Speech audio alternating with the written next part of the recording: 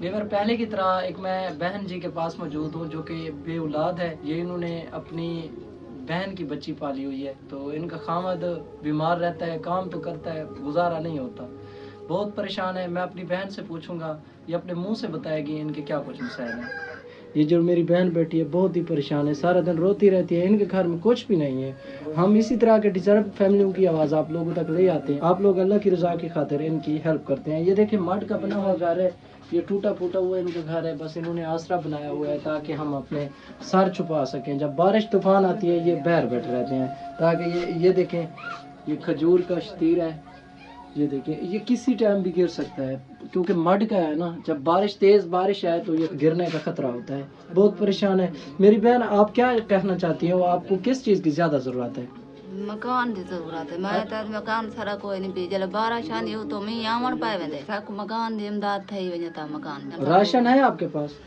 Ration नहीं है भैया। अच्छा जी, तो फिर कैसे जिंदगी बसर हो रही है? बस क्या करूं, गुजरे दे पाए, कई मिले होंदी है, कई मिले नहीं होंदी, बस टाइम अल्लाह पास पाक मेरी बहन आपके लिए आसानियाँ करे। तो वीवर ये पंजाब की एक बैकवर्ड साइड है, यहाँ पर लोगों के काफ़ी सारे मसाइल हैं।